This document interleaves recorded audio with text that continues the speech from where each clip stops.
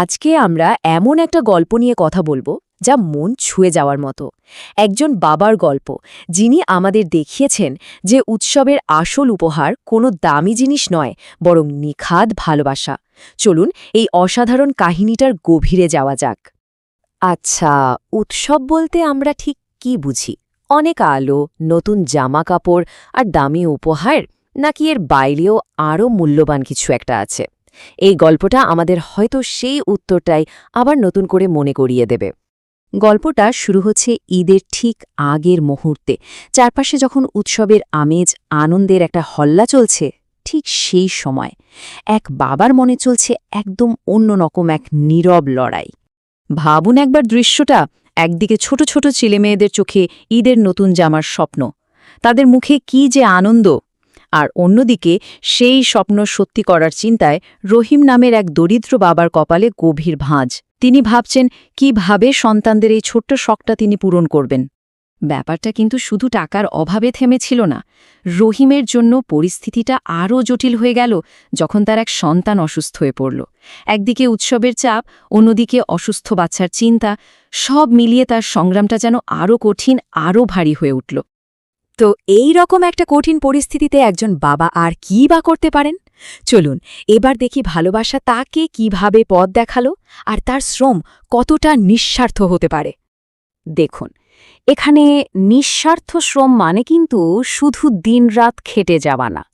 এর মানে হল এমন একটা চেষ্টা যার প্রতিটা ফোঁটা ঘামের একটাই উদ্দেশ্য, সন্তানদের মুখে একটু হাসি দেখা। বাবার এই কষ্টটাই যেন ভালোবাসার অন্য রূপ, তাই না? বলা হয় তার অদম্য সংগ্রাম ছিল তার গভীর স্নেহেরই প্রমাণ। মানে রহিম যা করছিলেন সেটা কোনো সামাজিক দায়িত্ব বা কর্তব্যের জন্য না, এটা আসছিল তার ভেতর থেকে, একেবারে নিখাদ ভালোবাসা থেকে।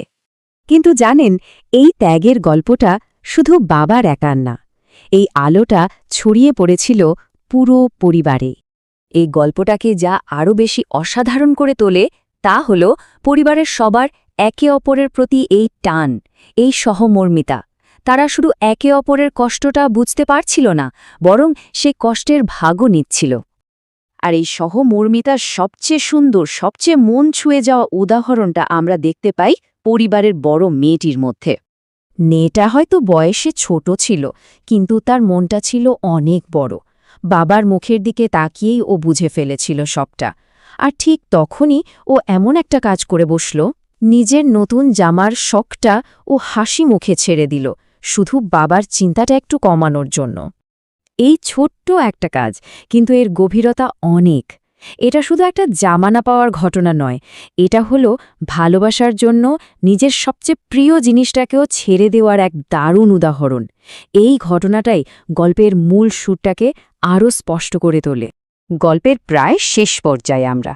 চলুন দেখি রহিমের এত কষ্টের, এত সংগ্রামের শেষটা কেমন ছিল।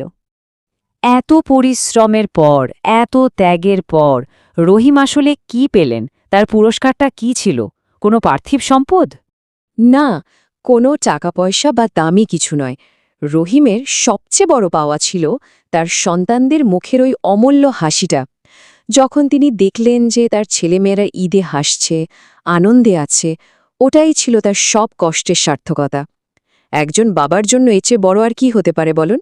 তাহলে এই পুরো গল্পটা থেকে আমরা কি শিখলাম? প্রথমত, উৎসবের আসল আনন্দ কিন্তু দামি জিনিসে নয়, পরিবারের ভালোবাসার বাঁধনে। দ্বিতীয়ত, সুখ আসলে টাকায় কেনা যায় না, পাওয়া যায় স্নেহ আর ভালোবাসায়। আর সবশেষে, একে অপরের জন্য করা ছোট্ট ছোট্ট ত্যাগই কিন্তু পরিবারকে আরও মজবুত করে তোলে। শেষ করার আগে একটা প্রশ্ন রেখে যাই, ভালোবাসার স্নেহের যে অনুভূতি, তার জায়গাটা কি আসলেই যে কোনো ধন সম্পদের অনেক উপরে নয়? ভেবে দেখবেন।